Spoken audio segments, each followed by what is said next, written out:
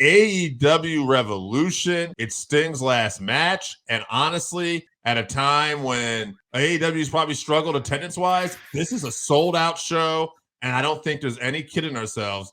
This is based off of the career of one man, Sting. The first match I got, AJ, the winner's going to receive a future AEW World Championship. It's going to be the All-Star Scramble match. Chris Jericho versus Wardlow versus Powerhouse Hobbs versus Lance Archer versus Hook versus Brian Cage versus Magnus versus Dante Martin. I think there's some of these might be qualifying. Some of them are qualifying matches. Yeah. You have two matches. You have one match tonight that's a qualifier, and you have one match tomorrow night that's a qualifier. Who's winning this scramble? I think it's going to be Wardlow. That's what I would agree. I'm going to agree with that one. Wardlow will make even more sense when we make predictions later. FTR versus Blackpool Combat Club, Moxley and Claudio. I'm going to go with the tag team, FTR. I'm going with FTR also. The reason why is because I think so far the Combat Club has gotten the better of them, and you have to give FTR something. Although the trial is coming up for one half of FTR pretty soon for the gun possession and weapons charges. Real life could play a part. We'll see. Christian Cage defends his TNT Championship against Daniel Garcia. I like that Daniel Garcia is starting to get a push, but I don't think they're ending this thing with Christian Cage yet. He's too hot a heel. He's got too many people in his corner. He's going to win by interference. Yeah, he's going to win it. Unless for some reason Adam Copeland gets involved in this, Christian wins it, but I don't see that. I think that at some point you're going to get Adam versus Christian Cage again. So I love Daniel Garcia, but not tonight, baby. Or not Sunday. Kenosuke Takeashita versus Will Ospreay, a battle of the Don Callis family. I got Will Ospreay all day. Ospreay's going over and Ospreay's going face. I definitely see that possibly happening as well. If you saw the reaction that he got and the interactions that he had with the crowd this week, they'd be fools to keep him as a heel. Triple Crown, Continental Championship, Eddie Kingston versus Bryan Danielson. Here's the deal. Bryan Danielson, at this point in his career, as he wraps up, this guy is just not going to not put people over. It's what he does. And I'd love to say that he's actually going to win this match.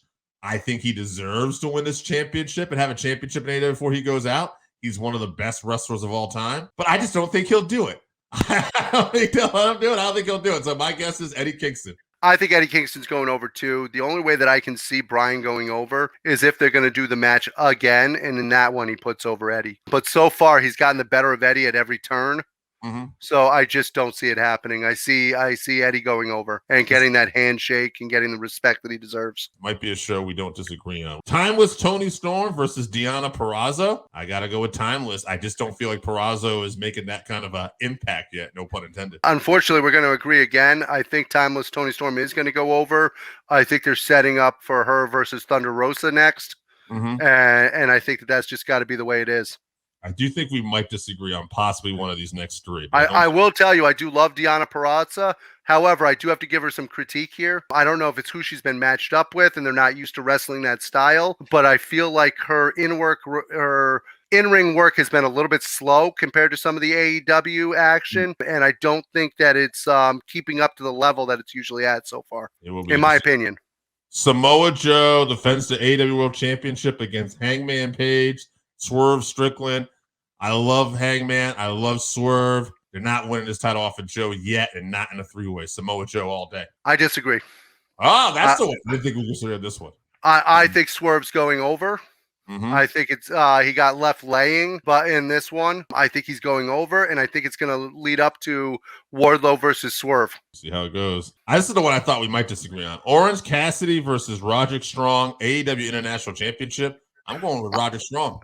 I think Roderick Strong's going over too. I think Roderick Strong is going over. I think it's going to bring another belt into the fold. And with Wardlow winning the right to face the world champion, that's going to really establish that group. And don't forget, Adam Cole said when Wardlow wins the belt, he's going to hand it over to Adam Cole. I'm not sure that that's going to work out the way Adam Cole expects it to. Main event, World Tag Team Uso? Oh, sorry. Matthew and Nicholas Jackson, the Young Bucks, taking on Sting and Darby Allin with Ric Flair in the corner. All right, man, it doesn't happen often, but I say Sting's retiring with a championship. He's retiring with the belts. undefeated in AEW.